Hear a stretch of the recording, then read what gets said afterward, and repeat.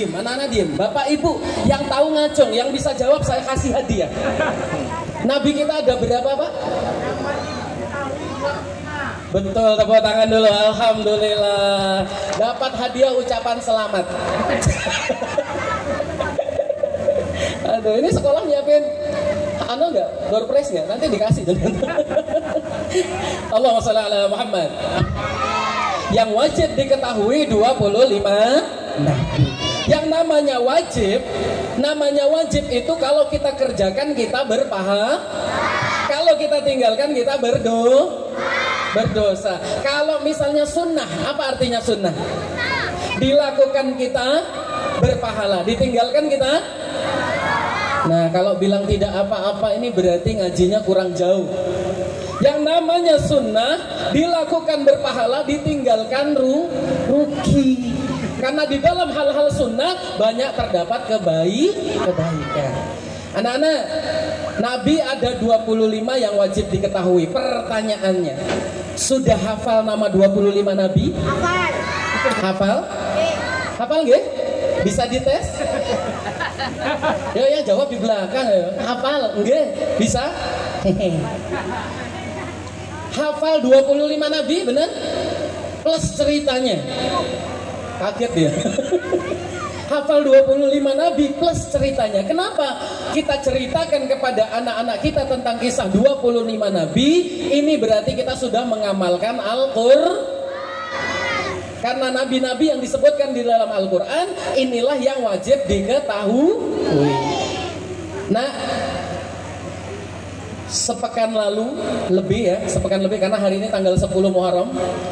Awal Muharram masuk. Muharram itu menandai bahwa tahun baru Islam masuk. Sekarang tahun berapa kalender Islam? 1446 Hijriah. Ada yang tahu nggak siapa yang menentukan kalender Hijriah pertama kali? Sayyidina Umar bin Khattab radhiyallahu anhu.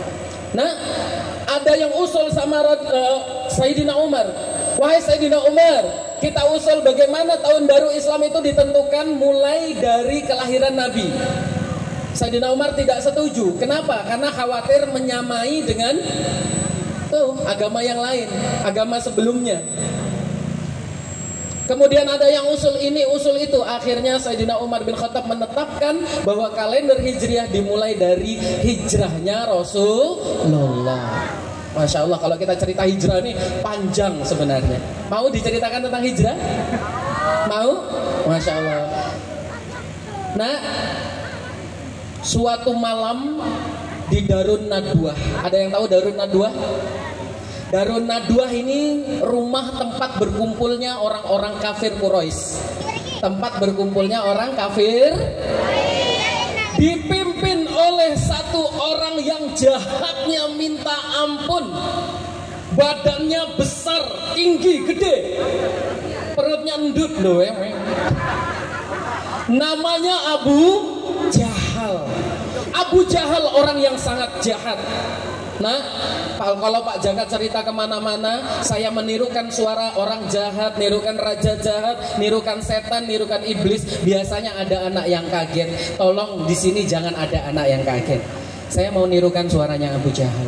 Malam itu mereka berkumpul, beberapa kabilah itu ngumpul di tempat. Masuk semua beberapa orang pemimpin kabilah. Maka rapat itu dimulai. Maka seorang Abu Jahal mengatakan, malam ini, yang dekat set langsung, mudah-mudahan gak jantungan ya. Malam ini kita akan menentukan nasib Muhammad. Mari rapat kita buka, kita tentukan bagaimana nasibnya Muhammad. Ada yang usul, bagaimana kalau Muhammad kita penjara? Kan enak tuh, nanti Muhammad kita tangkap, masukkan penjara. Abu Jahal nggak setuju. Kalau Muhammad di penjara, nanti pengikutnya akan membebaskan dia. Kalau gitu, apa ya? Ada yang usul lagi. Bagaimana kalau Muhammad kita asingkan saja? Hah? Diasingkan? Diasingkan, dibawa pergi ke daerah lain. Maka Abu Jahal mengatakan, aku tidak setuju. Kalau Muhammad diletakkan di suatu daerah, dia akan berdakwah di sana. Maka daerah itu akan, kalau sudah kaya, sukses, dia akan menyerang kita. Maka malam itu nak datang satu sosok kakek-kakek. Kakeknya berpakaian serba hitam, dari ujung kepala sampai ujung kaki hitam semua pakaiannya, dan tidak ada tanda-tanda perjalanan jauh. Kakek itu masuk, mengetuk pintu dulu ya, dibuka, ceklek,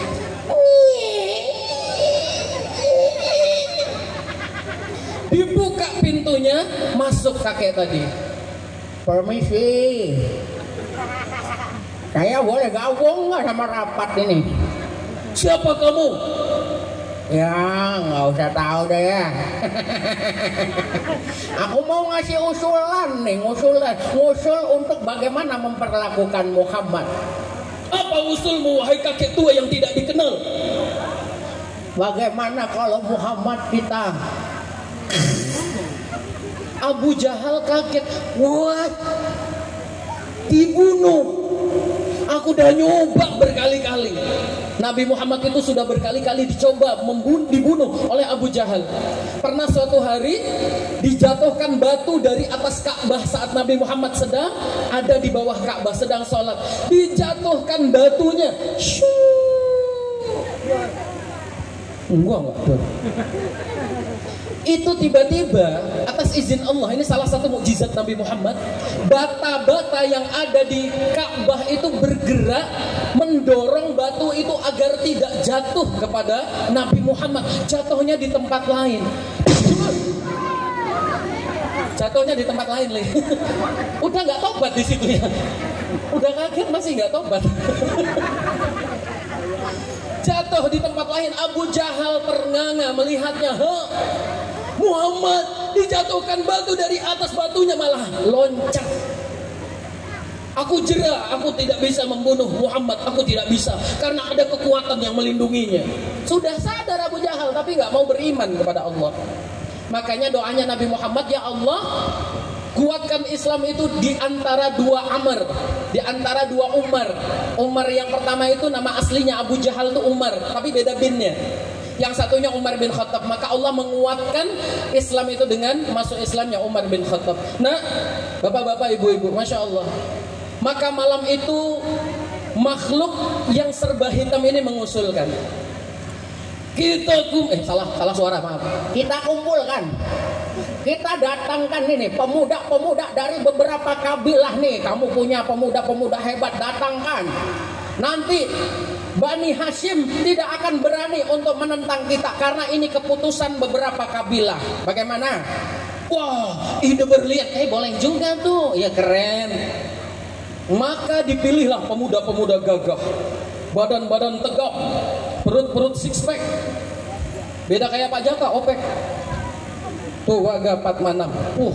Ada yang bawa pedang. Ting ting ting. Ting. Bulu tangkis. Ada yang jago pedang, ada yang jago tombak, ada yang jago panah.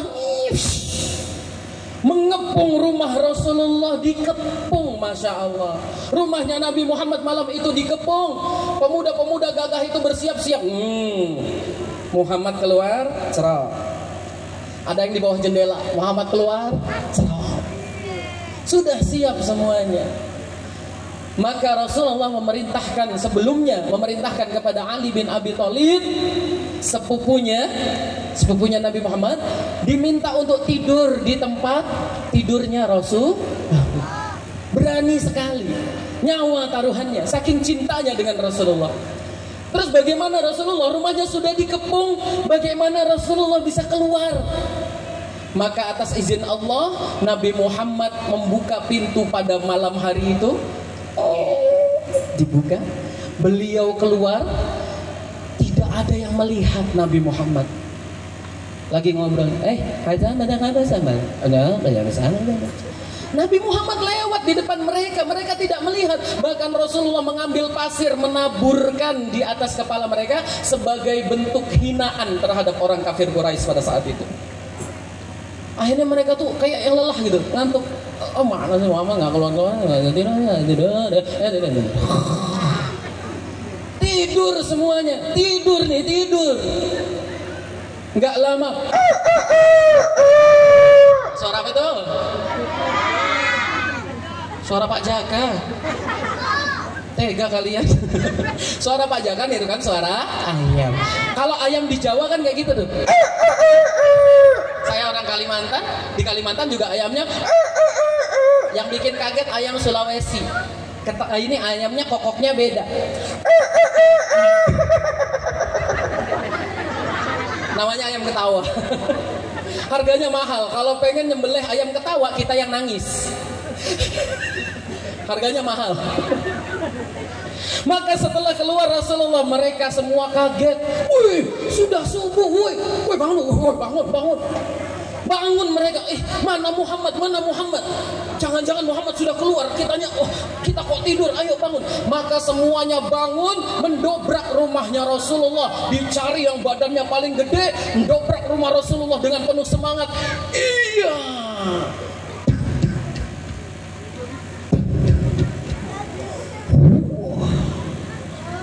Pas mau dobrak, temennya bilang, bisa dibuka kok.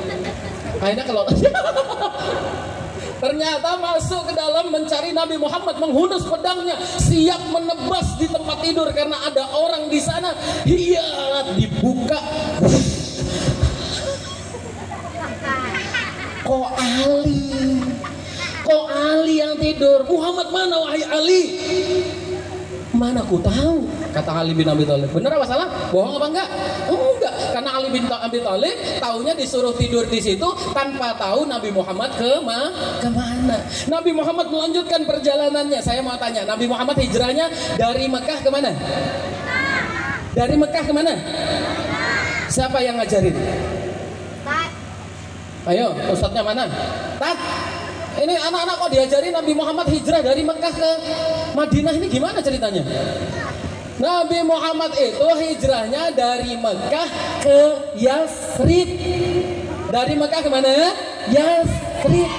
Sedangkan nama Madinah itu setelah Nabi Muhammad sampai di sana diganti nama Yasrib menjadi Madinatul Munawwarah atau kota yang bercahaya.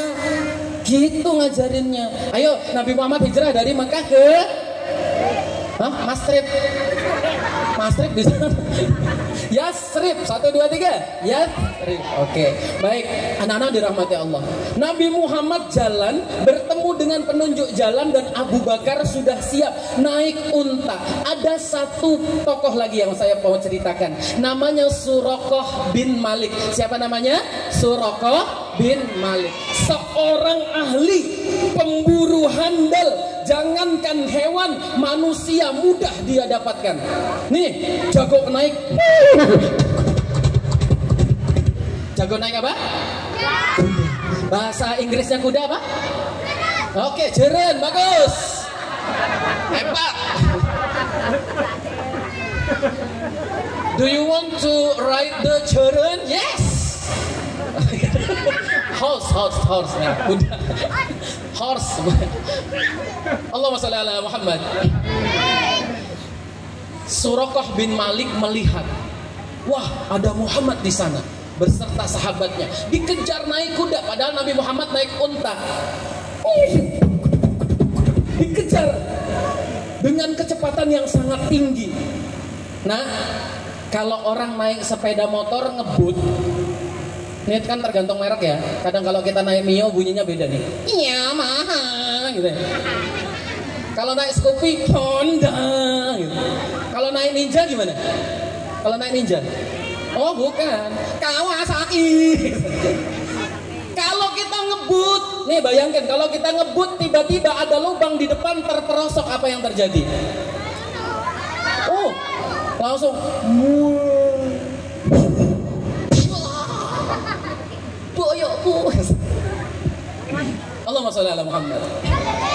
Yang terjadi pada Suraqah ketika menunggang kuda dengan sangat cepat, tiba-tiba kaki kudanya terperosok ke dalam pasir yang sangat dalam, kudanya terpental. Suraqah bin Malik, tapi karena pemburu hebat ya, nggak jatuh beliaunya, walaupun jatuh ya biasa gitu, jatuh. 2 kali jatuh, 3 kali jatuh. Akhirnya sadar Suraqah bin Malik, Muhammad pasti bukan orang sembarangan, dan aku tidak boleh melakukan sesuatu keburukan kepada Muhammad. Maka dipanggilnya Nabi Muhammad, Muhammad, tunggu Muhammad. Nabi Muhammad gak mau noleh. Kenapa? Karena Suraqah masih pegang pedang, masih bawa panah, masih bawa belati. Nabi Muhammad gak mau noleh. Akhirnya setelah dibuang nih, pedangnya dijatuhkan, panahnya dijatuhkan, segala senjatanya dijatuhkan, maka Nabi Muhammad dipanggil lagi, Muhammad, ayo tunggu aku sebentar. Nabi Muhammad berhenti, Abu Bakar berhenti, penunjuk jalannya berhenti. Akhirnya mendatangilah Suraqah bin Malik. Muhammad, aku tahu kamu bukan orang sembarangan. Engkau adalah orang yang memiliki sesuatu yang melindungimu, pasti sesuatu yang sangat besar. Maka Nabi Muhammad itu dimintai janji oleh Suraqah bin Malik, nanti kalau kamu menang bisa mengalahkan orang-orang kafir Quraisy, tolong 1, jangan bunuh aku. 2, berikan aku hadiah karena hari ini aku meloloskanmu. Benar saja, ketika orang kafir Quraisy datang yang lain, mana Muhammad? Oh, ada Suraqah bin Malik. Suraqah, kamu pemburu hebat. Kemana Muhammad? Muhammad ke sana. Padahal Nabi Muhammadnya ke sana. Sana. Oh, makasih. Ke sana. Nyasar kabeh. Tidak bertemu dengan Nabi Muhammad. Nah, hikmahnya apa? 1, kita bila ingin menjadi anak yang soleh, ayo sama-sama cintai Allah, ayo cintai Rasulullah. Perjuangan beliau menyebarkan Islam itu sampai berdarah-darah, nak. Pernah Rasulullah sebelum hijrah ini pernah ke kota Taif. Di Taif itu dakwahnya ditolak mentah-mentah sampai dilempar batu, beliau sampai berdarah-darah. Luar biasa perjuangannya. Datang malaikat mengatakan kepada Nabi Muhammad, wahai Muhammad, apakah akan aku timpakan batu ini? Gunung. Nabi Muhammad ditawarkan gunung. Gunung mau dibelah, mau dijatuhkan kepada orang-orang kafir pada saat itu di Taif. Apa kata Nabi Muhammad? Jangan. Bisa jadi hari ini mereka tidak beriman, bisa jadi besok. Kalau mereka hari ini tidak beriman, bisa jadi keturunannya orang-orang yang beriman. Dan sekarang orang-orang penduduk Taif itu Muslim, penghasil buah terbaik di Arab sana. Itu doanya Nabi Muhammad. Beda dengan kita. Nih jalan-jalan di alun-alun nih kita nih. Tiba-tiba ada preman, digeplak sama preman, berdarah kita. Ada Satpol PP lewat. Ada apa, Pak? Satpol PP nawarin, pukulin, Pak. Kita bilangnya gimana? Habisin. Injak. Karena kita punya jiwa pendendam. Beda dengan Rasulullah yang selalu memaaf. Yuk jadi orang-orang yang senantiasa memaafkan. Anak-anak kalau pengen soleh, nah ada bedanya. Ada anak soleh, ada anak salah. Siapa anak soleh? Anak yang rajin sholat, rajin ngaji. Orang tua dihor, cinta Islam sampai la ilaha illallah Muhammadur Rasulullah. Islam. Bisa tepuk anak soleh? Kita coba kemampuannya. Yuk tepuk anak soleh. Aku rajin sholat dulu, rajin sholat, rajin ngaji, orang tua dihormati, cinta Islam sampai mati, la ilaha illallah Muhammadur Rasulullah. Islam, yes. Yuk coba sekali lagi, yang lebih semangat. Tepuk anak soleh.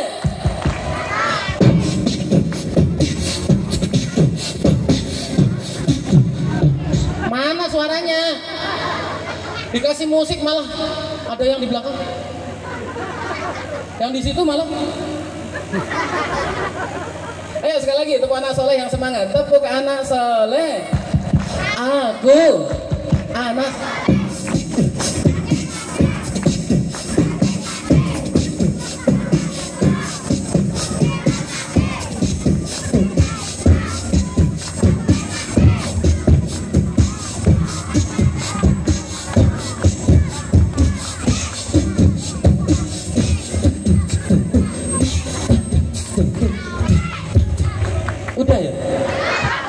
dulu untuk anak-anak semuanya. Barakallah. Beda anak soleh sama anak salah. Anak soleh nggak takut sama setan. Anak salah takut sama Nih anak salah kalau jalan malam-malam, la la la la la.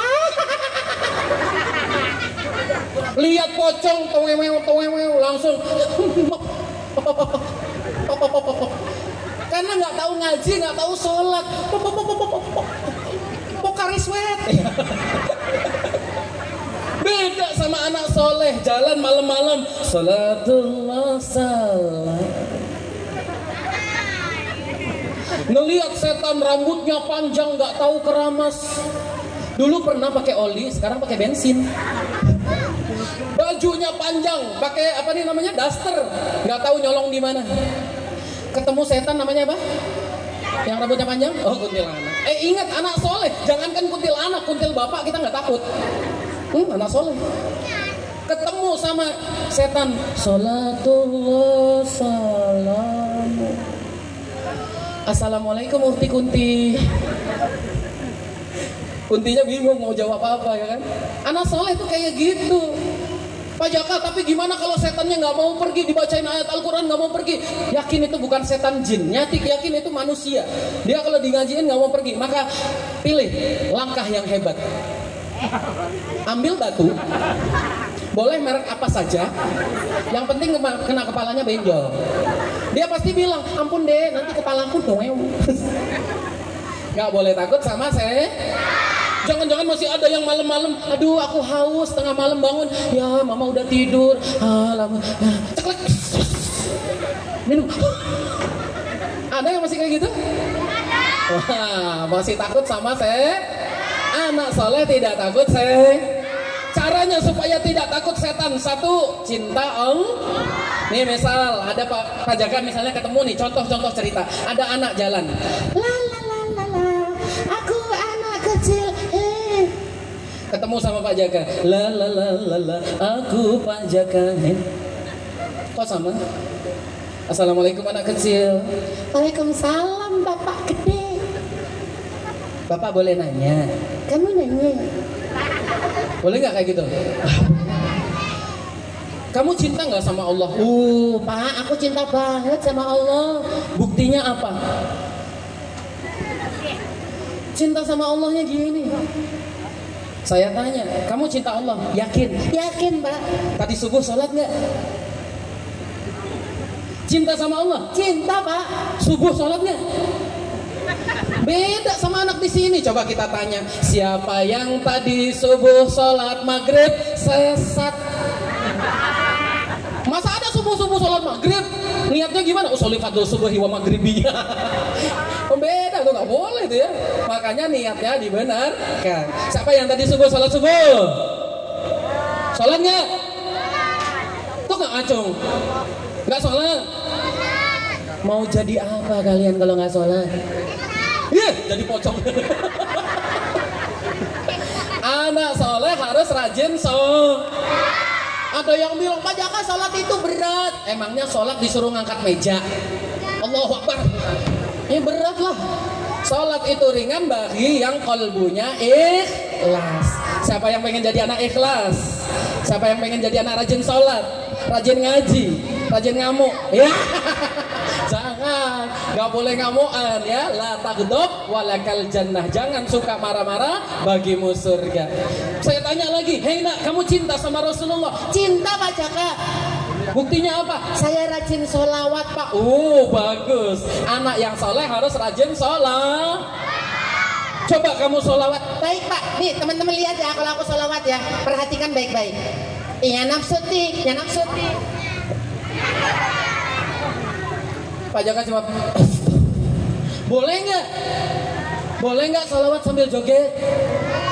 Gak boleh. Emangnya kamu mau nih misalnya dipanggil orang di pinggir jalan, Mas sini Mas, datang nggak kamu? Nggak datang lah, paling ya Allah ada orang gila gitu kan. Apalagi Nabi Muhammad, orang yang begitu mulia, kita panggil dengan joget-joget. Astagfirullahaladzim. Pasti Nabi Muhammad tidak mau berpaling ke kita. Maka salawatlah yang benar. Yuk sama-sama kita salawat yang benar. Sallallahu ala Mana suara terbaiknya? Sallallahu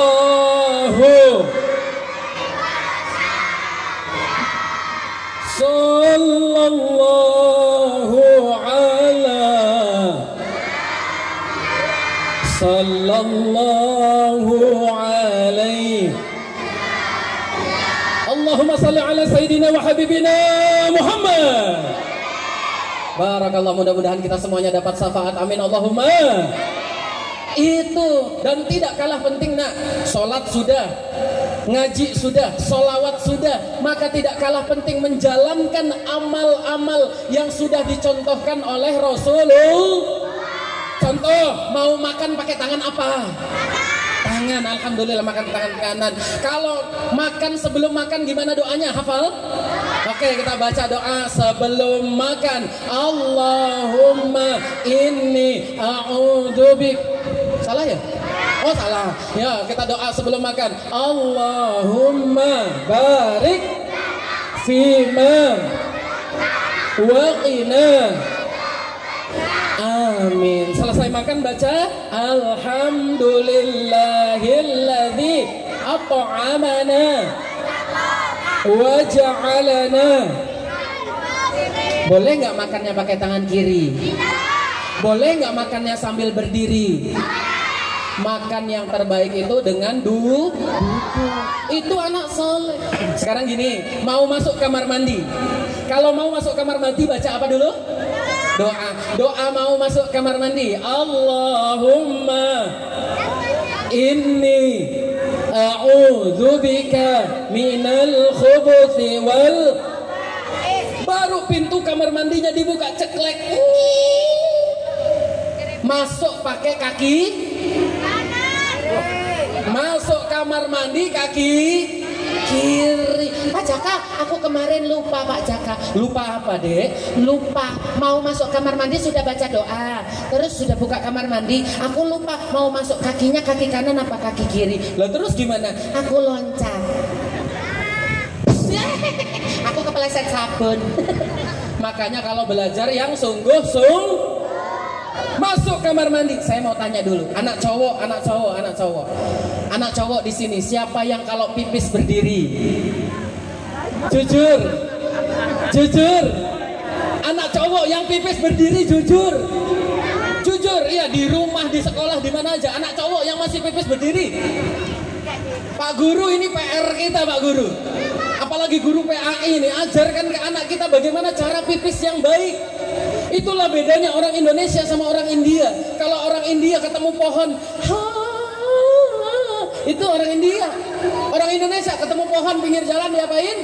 Dipipisin. Pipisnya berdiri lagi. Astagfirullahaladzim. Nih anak-anak, Pak Jaka ajarin adab masuk kamar mandi. Masuk kamar mandi kaki kiri. Pertama nih sarungnya diangkat dulu. Sarungnya diangkat. Setelah diangkat ini disiram dulu nih lantai. Karena khawatir di lantai ini ada yang najis.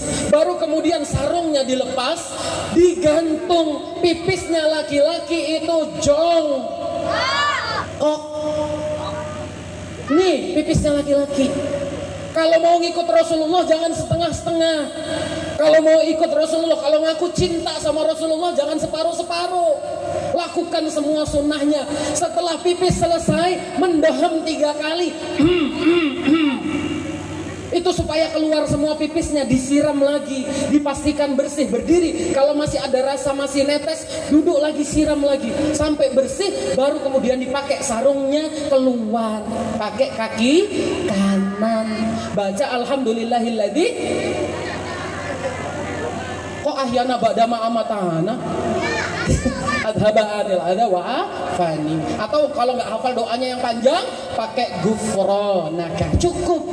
Ini yang jarang kita ajarkan ke anak-anak kita tentang kehidupan sehari-hari. Makanya Indonesia itu sekarang krisisnya krisis akhlak. Karena akhlaknya Rasulullah tidak dilakukan. Padahal satu-satunya agama yang mengajarkan mulai dari bangun tidur sampai tidur lagi diajari tata caranya cuma Islam. Di ajaran lain nggak ada. Yuk anak-anak rame-rame kita menjadi anak-anak yang soleh. Siap jadi anak yang soleh? Siap membahagiakan orang tua? Mau jadi penghafal Al-Quran? Siap jadi penghafal Al-Quran? Tepuk tangan dulu untuk anak-anak soleh, Masya Allah. Ibu-ibu, bapak-bapak, kalau ingin anaknya menghafal Al-Quran, setiap hari disetelkan murotal Al-Quran. Bahkan mulai dari kandungan. Jangan setiap hari dangdutan. Masya Allah, saya dapat video dari Facebook. Saya aktif di Facebook ya. Saya buka, ya Allah, apa? Bayi diajak ngomong sama orang tuanya. Nanti bisa saya share videonya ya. Diajak ngomong, bayi ini diajak ngomong sama orang tuanya. Anak siapa ini? Gitu kan? Anaknya itu mengucap satu kata pertama yang keluar dari lidahnya. Masya Allah.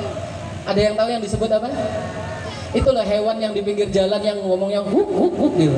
Keluar dari mulutnya. Na'udzubillah min. Dan ini nyata di Indonesia. Kalau luar negeri mungkin beda arti, tapi ini nyata Indonesia. Kenapa? Anak yang masih dalam kandungan tolong diceritakan tentang kisah Nabi, dibacakan Al-Quran. Anak itu fungsi pertama mendengar fungsi pertama indranya adalah pendengaran. Dan kita nanti kalau sudah mati, fungsi terakhir yang berfungsi adalah pendengaran. Makanya diajarin yang baik-baik. Coba saya tes lagi. Allahumma sholli ala Muhammad. Benar. Jangan sampai ada anak yang jawab Allahumma sholli ala Muhammad, bukan shollu alaih yang dijawab, malah bilang asolole. Karena setiap hari orang tuanya nyetel dung tak tung dung dang dung tak tung dung dang dung. Pak Jaka, anak saya kok susah ngafal Al-Quran. Ibu setiap hari nyetel murotal. Enggak Pak, dangdutan ya. Anaknya jadi asolole nanti. Naudzubillah min dzalik. Yuk sama-sama kita berupaya menjadi orang yang baik. Mudah-mudahan kita semua mendapat keberkahan dari Allah. Terutama nih bulan 10 Muharram ya. Tanggal 10 Muharram ini tanggal luar biasa. Tanggal di mana banyak peristiwa yang terjadi. Nabi Yunus keluar dari mulut ikan paus juga pada bulan Muharram. Nabi Nuh mendaratkan kapalnya pertama kali juga pada bulan Muharram. Banyak peristiwa-peristiwa penting, termasuk Nabi Adam diampuni semua dosanya pada bulan Muharram. Mudah-mudahan dengan santunan nanti yang memberikan santunan mendapatkan hidayah dari Allah, mendapatkan syafaat dari Allah. Al-Fatihah. A'udzubillahi minasyaitonirrajim. Bismillahirrahmanirrahim. Alhamdulillahirabbil alamin arrahmanir rahim maliki yaumiddin. Iyyaka na'budu wa iyyaka nasta'in. Ihdinas siratal mustaqim. Siratal ladzina an'amta 'alaihim ghairil maghdubi 'alaihim waladdallin. Amin. Amin amin ya Allah rabbal alamin. Hamdan na'imin hamdan syakirin hamdan yuwafi ni'amahu kafi'u mazidah. Rabbana lakal hamdu kama yanbaghi li jalali sultanik. Allahumma ighfir lana dhunubana wa liwalidayna warhamhuma kama rabban shighara. Rabbana hab lana min azwajina wa dhurriyyatina qurrata a'yun waj'alna lil muttaqina imama. Allahumma arinal haqqa haqqan warzuqna ittiba'ahu wa arinal batila batila warzuqna ijtinaba wa 'amalan mutaqabbalan. Allahumma inna nas'aluka salamatan fid dinina wa afiyatan fil jasadina wa ziyadatan fil ilmina wa barakatan fi rizqina wa taubatan qabla al maut wa rahmatan 'inda al maut. Allahumma hawwin 'alaina fi sakaratil maut wa najata minan nar wal 'afwa 'inda al hisab.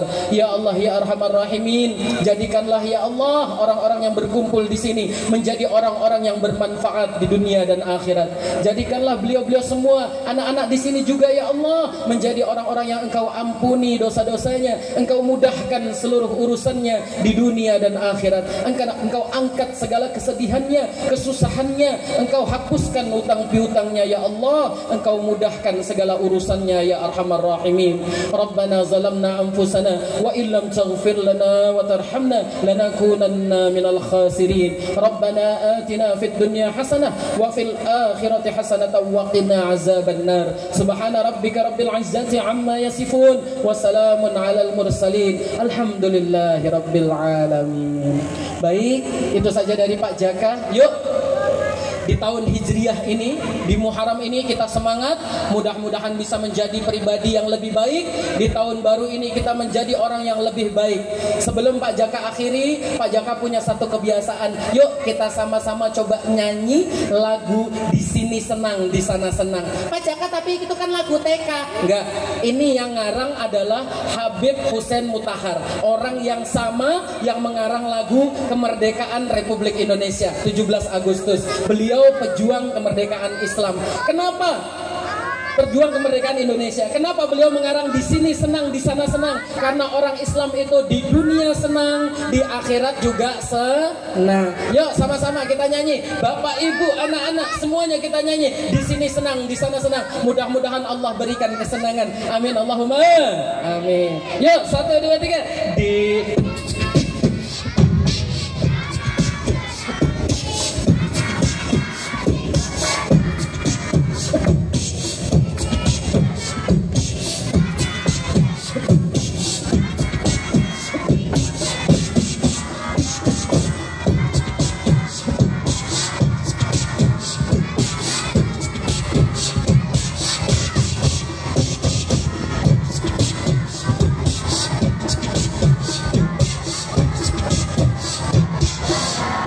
tepuk tangan dulu untuk anak-anak semuanya. Mudah-mudahan kalian menjadi anak-anak soleh-soleha. Terima kasih. Sekian dari Pak Jaka. Oh iya, satu lagi kebiasaan Pak Jaka. Sebelum tutup tadi buka pakai pantun, maka tutup pakai pantun. Berbuat baik dengan tetangga sebelah. Terkadang juga kita saling berbagi makanan. Apabila ada kata dan sikap Pak Jaka yang salah, orang salah kok, cakep Pak, maaf, saya mohon untuk dimaafkan. Terima kasih semuanya. Oh iya, sebentar, satu lagi kebiasaan Pak Jaka. Pak Jaka nggak mau menzolimi operator. Tadi Pak Jaka datang, mic-nya bersih, maka Pak Jaka pulang, mic juga harus bersih. Ngapunten operator. Apalagi dipakai beatbox.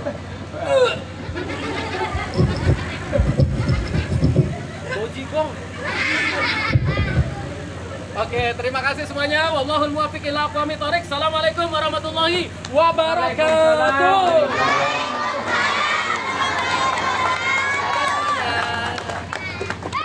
Saya kembalikan.